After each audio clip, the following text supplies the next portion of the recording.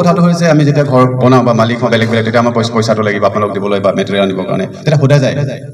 এইটো আনিবৰ কাৰণে ৰড চিমেণ্ট কিমান লাগিব মোক কওকচোন বা আপুনি হিচাপ এটা দিয়ক তেতিয়া মোৰ এটা অভিজ্ঞতা হ'ল যে সদায় হিচাপটো কম ওলায় আৰু এনেকুৱা সময়ত কয় বোলে এইটো বস্তু শেষ হৈছে লাগে য'ত মই আনিব নোৱাৰোঁ বা দোকানৰ পৰা আনিব নোৱাৰোঁ তেতিয়া মোৰ আমাৰ খং উঠা যায় মোৰ মানে নিয়োগকৰ্তাই যে বা ঘৰৰ মালিক হিচাপে কৈছোঁ আৰু কথাটো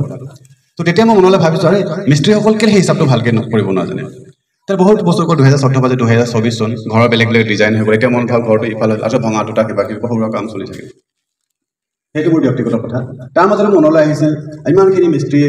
দাদা ভণ্টি মোৰ বন্ধু বহুতখিনি মিস্ত্ৰী আছে বা কাম কৰে মিস্ত্ৰী আৰু যোগালী নৰ্মেলি আমি যিটো চিনি পাওঁ তাৰপিছত আকৌ পাইপৰ মিস্ত্ৰী হয় কাৰেণ্টৰ মিস্ত্ৰী ইমানখিনি আছে মই ধৰিব পৰা নাছিলোঁ লাহে লাহে যেতিয়া গম পালোঁ যে এইখিনি বেলেগ বেলেগ খণ্ডত বহুতখিনি মানুহে কাম কৰে আৰু ইয়ালৈ আহোঁতে মোৰ মনত পৰিছে ৰাতিপুৱা সময়ত আগতে মই তেতিয়া সৰু আছিলোঁ মই 2009 চনমানৰ কথা কৈছোঁ LP স্কুলত পঢ়ি থকা সময়ত তেতিয়া আপোনালোকে ধেমাজি ৰাস্তা যোন আছে এইফালে টাউনৰ ফালে খুব ৰাতিপুৱা চাইকেল আহে এটা খেৰ আহে আৰু এইফালে খৰি আহে আৰু বাঁহ আহে বাঁহৰটো অকণ মোটামুটি এতিয়াও আছে কিন্তু খেৰ আৰু খৰি এটা দেখিবলৈ নোপোৱা হয় তাৰ ঠাইত বেলেগ বেলেগ অৰ্থাৎ আমাৰ প্ৰথমত সৰুকৈ এটা ঘৰ তৰিছিলোঁ মাটি ঘৰৰ পৰা তেতিয়া প্ৰথম মিস্ত্ৰী আৰু মোৰ ঘৰটো যেতিয়া প্ৰায় 2 বছৰ ধৰি বনাই থাকোঁতে কেইবাজনো মিস্ত্ৰী মই সলাবলগীয়া হ'ল প্ৰথম যিজন মিস্ত্ৰী আছে মোৰ দেউতাই আনিছিল তেখেতলোকে খুঁটাকেইটা তৰিলে তাৰ 6 মাহমানৰ পিছত বেলেগ মিস্ত্ৰী আনি চট দিলোঁ মই চাংঘৰ বনাইছিলোঁ পকা চাংঘৰ বনাবৰ কাৰণে ইমানখিনি আয়োজন লাগে প্ৰথম কুমৰিক চুইডুং স্বাগতম জনাইছোঁ অন্য এটা ভিডিঅ'লৈ ধেমাজি জিলাৰ চৰম বিষয়া মাননীয় ভৱজিতলে তেখেত আমাৰ ধেমাজি ডিষ্ট্ৰিক্টৰ লেবাৰ ইউনিয়নৰ অফিচাৰ এয়া ষ্টেজৰ পৰা নামি আহিছে আমাৰ মাননীয় ভৱজিতলে মই ভাবি দুটামান কথা আপোনাক ক'ব বিচাৰিছোঁ এইটো হ'ল যে মই ক'লোঁ যে আমি শিক্ষাগুৰুসকলক আমি ট্ৰেইনিং দিওঁ স্কুলত আমি যাওঁ তাতে আপোনালোকৰ ল'ৰা ছোৱালী পঢ়ে আৰু ল'ৰা ছোৱালীসকলক পঢ়াবৰ কাৰণে শিকাবৰ কাৰণে আপোনালোকে দুখন আইন যেনেকৈ আপোনালোকৰ এখন আইন আছে ঠিক তেনেকৈ এখন আইন আমাৰ এতিয়া চলি আছে এইটো হৈছে শিক্ষাৰ অধিকাৰ আইন চমুকে তাৰপাছতে নতুনকৈ এতিয়া আপোনালোকে শুনিছে নতুন শিক্ষা নীতি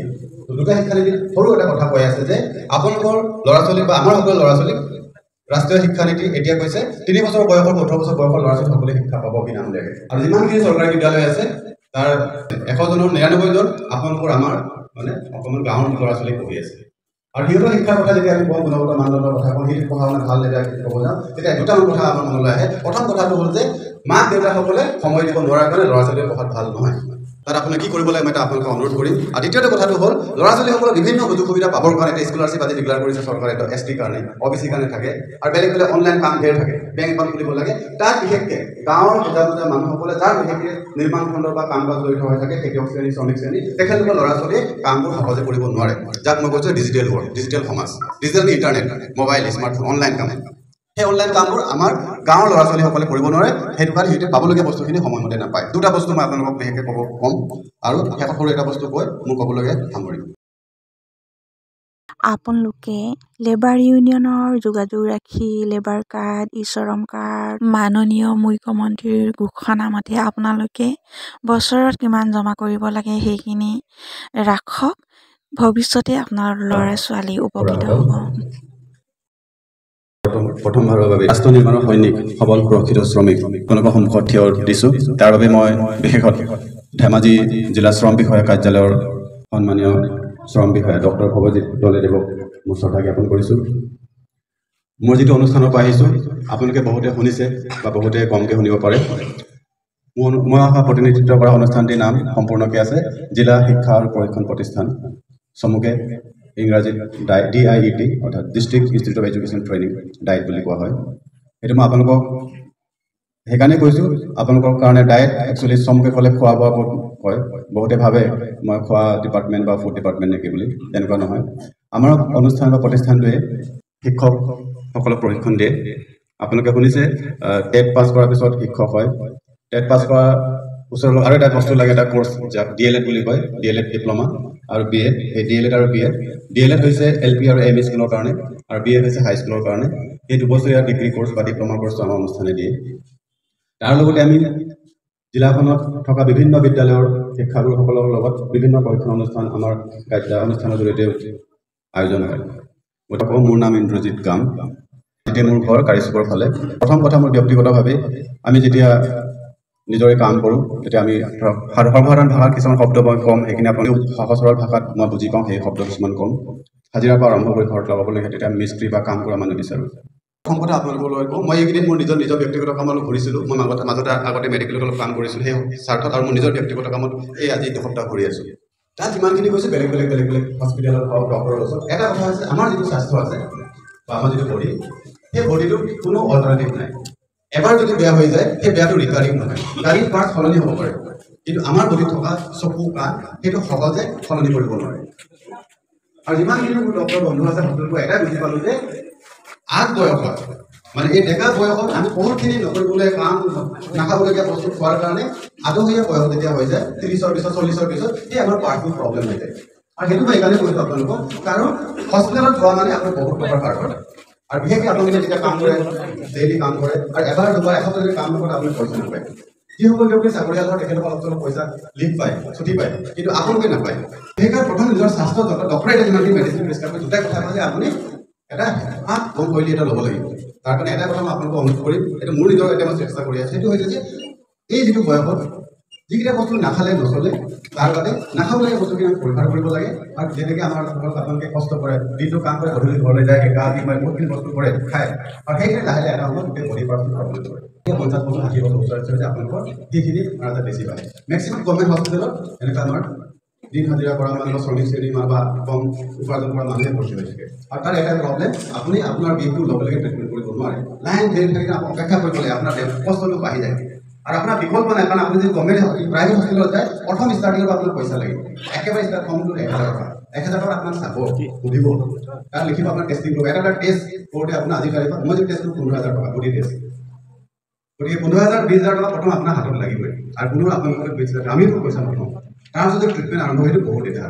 গতিকে তাৰে এটা আজি তাৰিখত আপোনালোকৰ আহ্বান আপোনাৰ নিজৰ স্বাস্থ্য নিজৰ যত্ন এতিয়াৰ পৰা যি হ'ল আকৌ এটা যত্ন নিজে ল'ব লাগিব সেইটো এটা কথা দ্বিতীয় কথাটো হ'ল যে আজি আপোনালোকৰ যিটো জীৱন আপুনি যি কষ্ট কৰিছে বা আপোনাৰ যিমানখিনি সুযোগ সুবিধা পাইছে আৰু সেই সুযোগ সুবিধা আপোনাৰ পৰিয়াললৈ ভালকৈ দিবৰ কাৰণে আপোনাৰ ল'ৰা ছোৱালীক শিকাব লাগিব আপুনি নিজে শিকাব নোৱাৰে তাৰ কাৰণে স্কুল আছে স্কুলত ছাৰ বাইদেউসকলে শিকাবলৈ শিকাব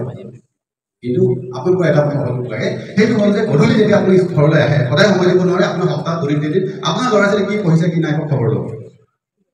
আৰু বিদ্যালয় স্কুলত আপোনাৰ মিটিং এখন দিয়ে কেতিয়াবা আৰু আমাৰ দুৰ্ভাগ্য আমি দেওবাৰ বা বন্ধ বাৰ দিব নোৱাৰোঁ আমাৰ বিদ্যালয় ছিষ্টেমটো আমাৰ চৰকাৰী খোলা দিনত হয় আৰু আপোনালোকৰ তাত উপস্থিতি আমাক লাগে আমাক জানিব লাগে আপোনাৰ ল'ৰা ছোৱালী কি কৰিছে কি নকৰে আপোনাক শিক্ষাগুৰুসকলক ক'ব লাগিব আৰু সেইটো অকণমান যদি আপোনাক সময় দিয়ে সেই সময় দিলে আপোনাৰ ল'ৰা ছোৱালীৰ জৰিয়তে আপোনাৰ ভৱিষ্যতটো উজ্জ্বল হ'ব আৰু শেষত যিটো আমি কওঁ আজি অনলাইন যুগ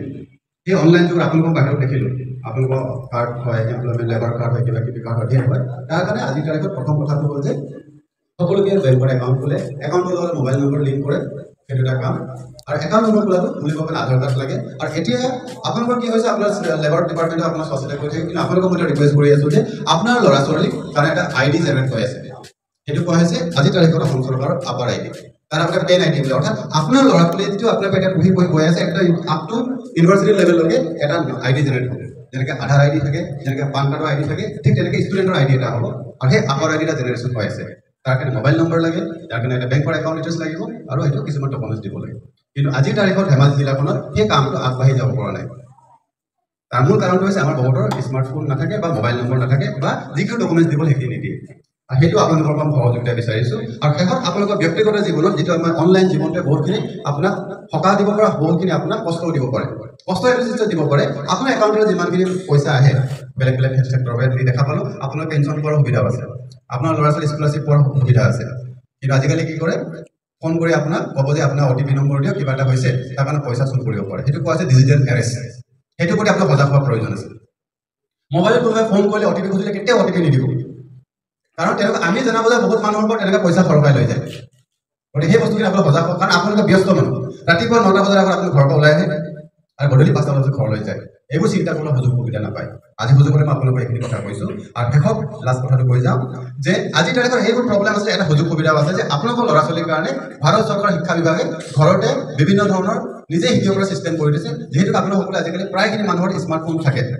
স্মাৰ্টফোনটো যদি আপোনাৰ ল'ৰা ছোৱালীয়ে বেয়া কামত ব্যৱহাৰ কৰে তো আপোনাৰ ল'ৰা ছোৱালী বৰবাদ হৈ যাব কিন্তু শিক্ষাৰ কাৰণে বহুতখিনি ছিষ্টেম আছে সেই ছিষ্টেমখিনি ল'ৰা ছোৱালী যেতিয়া ব্যৱহাৰ কৰে সেইটোত আপোনালোকে অলপ সুযোগ সুবিধা দিব ইউটিউব চাই বহুতে ৰিলছ বনায় বহুতে কিবা কিবি কৰে কিন্তু সেই বস্তুখিনিৰ লগতে আৰু শিক্ষা অৰ্থাৎ ল'ৰা ছোৱালী শিকিব আপোনাৰ ল'ৰা ছোৱালী শিকি আগবাঢ়ি যাবৰ কাৰণে গভৰ্ণমেণ্টে ক্লাছ 1ৰ পৰা আৰম্ভ কৰিছে স্কলাৰশ্বিপ দিবৰ কাৰণে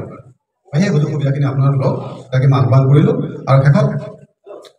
আজি আপোনালোকে বিভিন্ন স্থানৰ পৰা আহিছে মোৰ কাৰণে এটা সুযোগ যে আপোনালোকে ইয়াতে আপোনালোকৰ ইউনিয়ন প্ৰেচিডেণ্ট ছেক্ৰেটাৰী সকলো আছে বা আপোনালোকৰ লগত কাম কৰা বিভিন্ন ব্যক্তিসকল আছে মই আশা কৰিছোঁ এতিয়াৰ পৰা এটলিষ্ট মই যদি পিছৰ পৰা আকৌ যদি ঘৰ বনাওঁ বা কিবা বেলেগ বেলেগ কাম কৰিব অলপ ভাল স্কিল দক্ষ আপোনালোকৰ কৰ্মী পাম যাতে মই বেছিকৈ মিস্ত্ৰী সলাবলগীয়া নহয় বা সকলো মানুহ যাতে সলাবলগীয়া নহয় আৰু আপোনালোকে যেতিয়া কাম কৰে এটলিষ্ট হিচাপ কিতাপটো ভালকৈ দিব পাৰে তেনেকুৱা ধৰণৰ আপুনি নিজৰ শিক্ষাটো আগুৱাই লৈ যাব গৈ থাকে তাকে আশা কৰিলোঁ আৰু শেষত আপোনালোক সকলোৱে আজি যি শ্ৰমিক কল্যাণ দিৱসত মহান শ্ৰমিক একচুৱেলি মহান তেখেতক ইণ্টাৰনেটত মই চালোঁ যে তেখেতৰ বিষয়ে একো নাই অৰ্থাৎ শ্ৰমিক বুলিয়েই চাগে নাই ইণ্টাৰনেটত বিচাৰি নাই পোৱা মই বহুতখিনি চালোঁ দুই এটা ফটো পাইছোঁ কিন্তু তেখেতৰ বিষয়ে গম পোৱা নাই তথাপিও তেখেতৰ বিষয়ে এদিন যোৱা দুবছৰমান আগত অনাৰেবল CM ছাৰ এটা আছিল ছাৰৰ যে তেখেত আদিবাসী অৰ্থাৎ চাহ জনজাতি সমাজখনৰ শিক্ষাৰ কাৰণে বহুতখিনি কাম কৰিছিল তেখেত প্ৰথম সম্পাদক সদৌ অসম চাহ জনজাতি ছাত্ৰ সন্থাৰ শ্ৰমিক নেতা তেখেতৰ সমাজখন আগুৱাই দিবৰ কাৰণে গতিকে সমাজত এনেকুৱা ব্যক্তি আছিল কাৰণে আমাৰ সমাজখন আগবাঢ়ি যায় তেখেত গুৰুত্ব দিছিল